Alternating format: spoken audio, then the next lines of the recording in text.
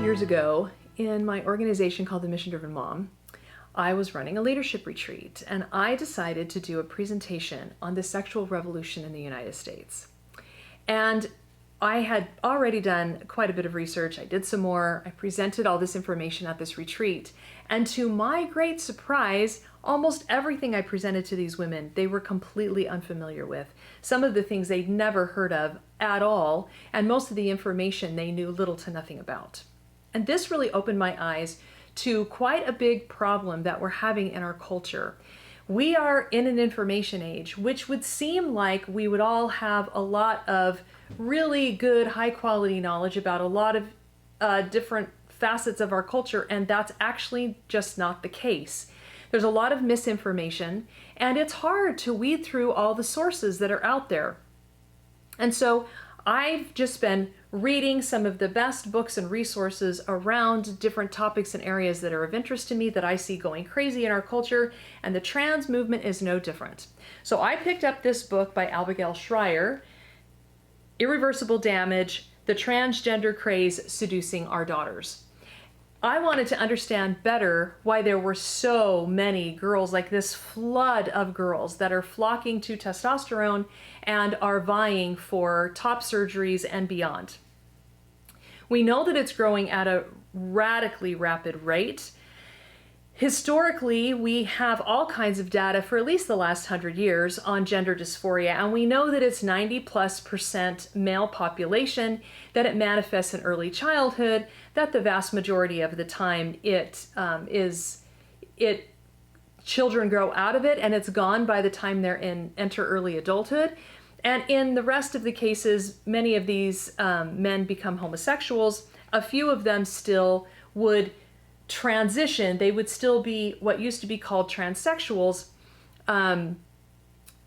but they never had the illusion that by changing their clothing or even having different surgeries that they were actually going to become women. To talk to transgenders that are older of past generations, they don't claim those kinds of things. They claim that they just felt more comfortable presenting as the opposite sex, and sometimes they would have surgeries to accommodate that.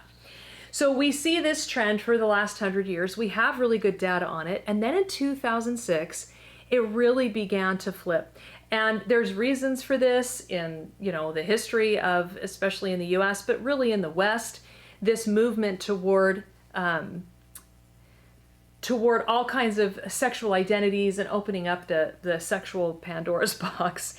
But in 2006, it flipped from, it had been growing, the female population that were identifying as the opposite gender or that wanted to pursue gender surgeries or hormones was more girls than boys as of 2006. And this is fascinating. In 2016, Shrier cites natal females accounted for 46% of all sex reassignment surgeries in the United States, and 1 year later it was 70%. So in 2006, they had been growing up to 2016, and it didn't just flip from the majority in 2016 were girls, it went from 46% to 70% and then continued to grow from there on. Now there's a lot of reasons why we don't have good enough information in this information age in which we're in. One of them is that we don't do good enough homework, and I strive on this channel to give a lot of tools and tips for doing better homework to navigate the information age. Another reason is that we don't know where to look. We don't know who to trust. We don't know who the real experts are because lots of people have a credential behind their name or they have an impressive bio, and so we think we should listen to them. But also, good information is often just kept from us. Here's an example she cites in the book. In November 2020, the book had been selling well for 4 months. A Twitter user posted this, @AskTarget, "Why are you selling a book notorious for its harmful rhetoric against us? Historically, harmful products have been pulled from this shelf, and this should be too." So on the complaint of 2 Twitter users, the book was pulled from target.com. It was banned and protested other places, and there are lots of YouTube videos decrying how it's a transphobic book. So I thought we could spend a few minutes today, and I'm going to give you my 5 big takeaways from this book I've got to say on the outset, I didn't see a lot of transphobia. And one of the things that's interesting about it is that I actually read it with a book club. And in this book discussion that we had, there was one woman in particular especially that didn't sees herself as much more left-leaning and liberal than all the rest of us. She's very pro all the things. And she was nervous about reading this book. She thought it was going to be transphobic. The circles that she runs in were kind of telling her that it was going to be bad news. And there is some tongue-in-cheek, there is some sarcastic humor that Schreier engages in, which is a little distasteful every now and again, but otherwise, even she, in this discussion that we had, really enjoyed the book, saw the value of everything that she was citing, and we had some really great conversations about what we can do individually and what we feel like our society needs to do about this transgender craze. She says something really remarkable in the book. She says, "A remarkable thing about the continuous campaign against irreversible damage is that it came amid additional confirmation that the book's claims were true." And that is actually really the case. I think the book is 2 to 3 years old at this point, and now we're starting to see different countries have legislation to shut some things down, different places where they're admitting. Now, it's still definitely on the rise. It's still the vast majority that are pushing it, and I'll talk more about that in these 5 takeaways, but definitely it's been proven over and over again that the things she claims really are the case. And the case that she is making is this: that these girls, this rush of girls to get hormones and transgender surgeries, this rapid onset gender dysphoria, is a craze. It is not actually gender dysphoria, and it does not actually service these girls for us to rush them into hormones and surgeries, that it is not in their best interest. So, in light of all of that information, my first big takeaway from the book is this: we can only fight with truth, and we don't know the truth about the trans craze. We don't have good enough information, and it would behoove us to read this. I have a couple other trans books on my shelf that I'm going to do reviews on those as well. I have watched dozens of detransition videos and dozens of interviews by different authors who are experts in this field. And I've got to say that if you are just looking on the surface, if you are just gleaning the very surface level information that's out there, you're going to be pro-trans in a way that is not healthy for the younger population, especially under 18. So takeaway number 1, we don't have all the truth, and we can only fight if we have the truth. So when I was watching all of these detransition videos, I saw some common themes, and I'll talk to you about a couple of them. But one of the things that became clear is that there seems, and this is understandable, and it doesn't just happen in this trans movement, it happens to all of us in a myriad of ways.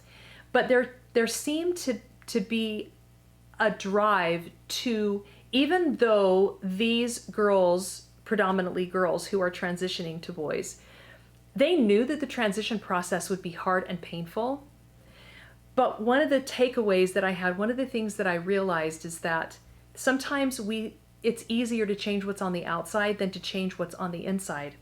And what I mean by that is, I already had seen this in the stories that I listened to, but Schreier points it out even more in the book, and that is that in all the videos I watched and all the parents and transgender people that she interviewed, in virtually every case, there were pre-existing mental health conditions. And it was also the case that there were often social struggles, and many, the majority of them are on the autism spectrum somewhere. Well, I don't know if I can say the majority, but a large percentage of them. So these girls were already struggling in life. They already felt like they didn't fit in. They already were depressed. In fact, there's a couple statistics that she gives in the book about the number of them that were cutting and the number of them that were already anxious. One parent, she says, the profile that the parents consistently report looks like this: a daughter with social struggles and anxiety, but no manifestations of gender identity issues in childhood, enters high school. She falls in with a group of friends in which in which many of the kids come out as transgender. The daughter makes a similar announcement, and then mental health worsens.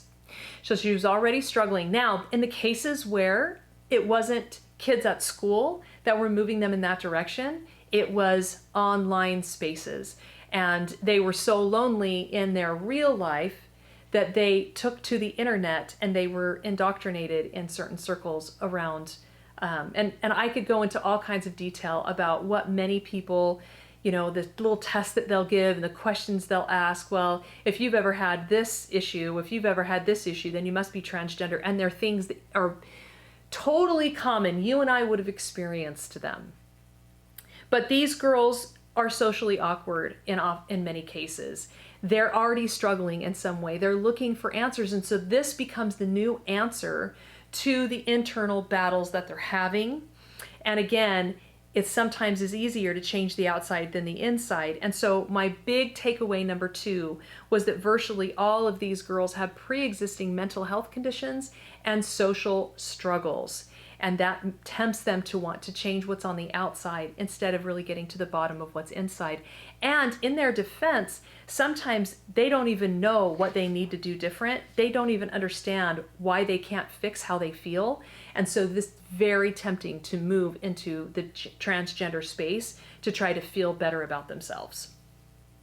And also, as a caveat with that, it comes with a lot of social credit.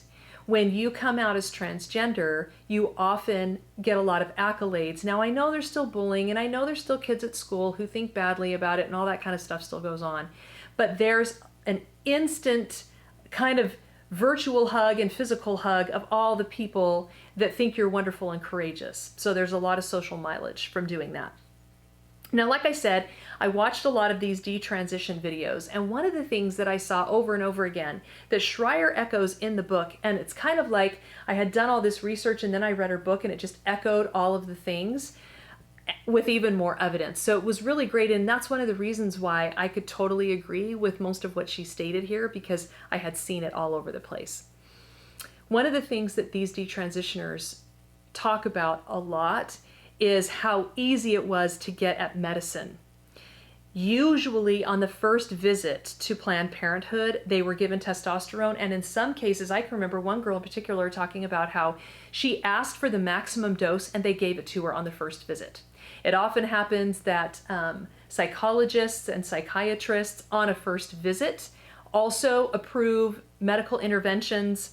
When younger children go in, the parents are told, that their child is going to commit suicide if they don't go along, and puberty blockers are offered up very, very early on. And this is interesting because the whole mindset is called affirmative care, and it basically says, if you say you are, then you are. Except that if you stop and think for just 1 minute about any psychological or medical procedure, you will recognize that in every single instance, there is first testing, then diagnosis, then proper medication.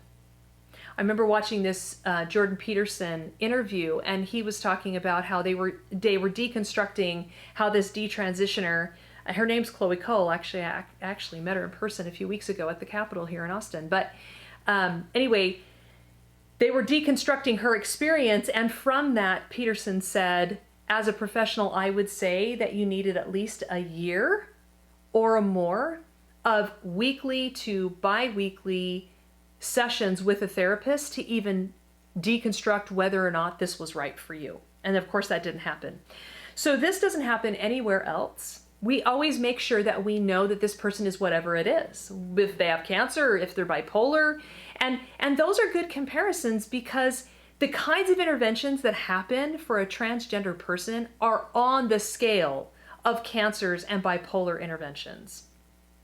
And so you would never dream of giving that person medical or psychological interventions and giving them drugs without knowing absolutely for sure that that was really the case for them. They can't come in and just say, I am this, and so you have to affirm that I am this thing, and then change my body chemistry and change, the outward appearance of my body in surgeries just based on that. So there's really no Now, it's worse than that, because not only is the affirmative care model what is used, but there's also no informed consent. So many parents report not understanding simple things like about puberty blockers, that they arrest normal puberty in children and maturity, and there can be all kinds of psychological and physical consequences for that long term, not to mention just the straight up, a bunch of these kids get osteoporosis from this medication.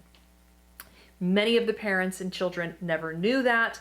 There's all kinds of other problems. Of course, they don't have any kind of frame of reference as children, that it's going to sterilize them permanently, that it's going to majorly affect sexual function. And now all of these, and I've met several of them actually personally and watched dozens of them online.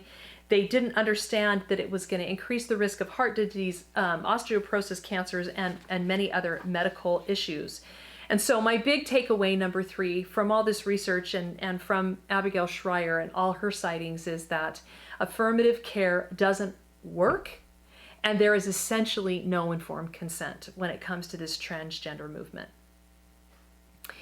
Another thing that really hit home in this book was just how lonely this generation of teens are. Now, across the board, people are lonelier than they've ever been, but Schreier went to a lot of effort to give a lot of examples of how sheltered this generation of teens are, and just how many real-world experiences they don't have.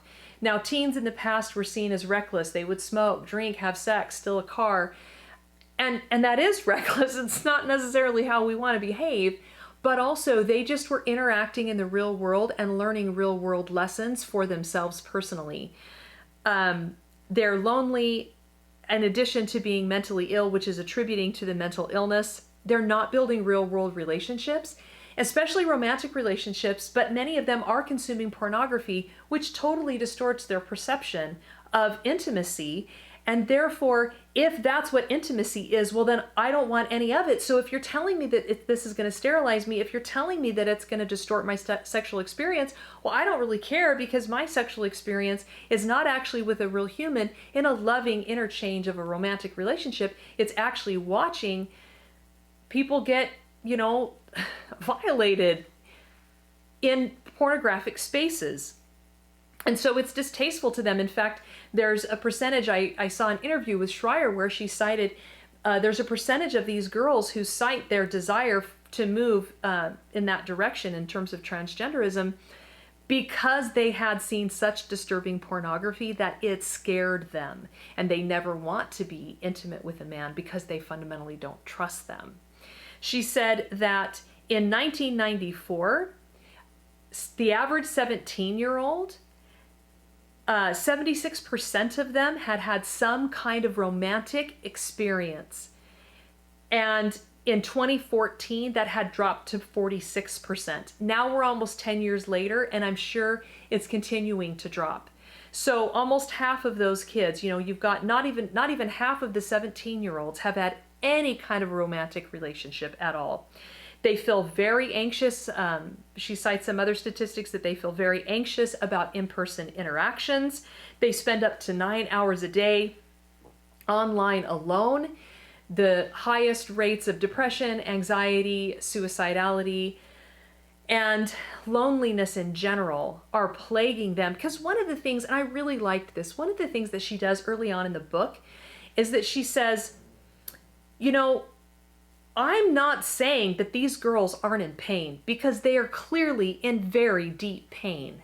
I'm just saying I don't think the answer for them is to transition, is to get on hormones and have surgeries. I think they're going to live, the vast majority of them are going to live to regret it and to question who they are. And there'll be huge consequences for them if we let them continue down this path.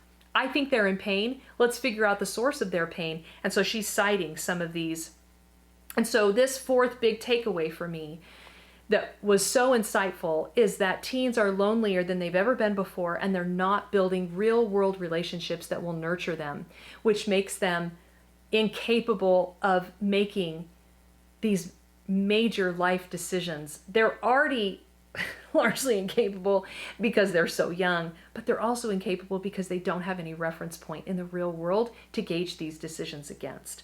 And so this loneliness and lack of connection is a huge crippling point and a huge source of pain for these girls. Now, the last takeaway has to do with how this is being pushed by the medical establishment, by the psychological establishment, by the government, and by the school establishment. She cites several different examples in all of these, and I had a sense that this was happening, but I had no idea how bad it was.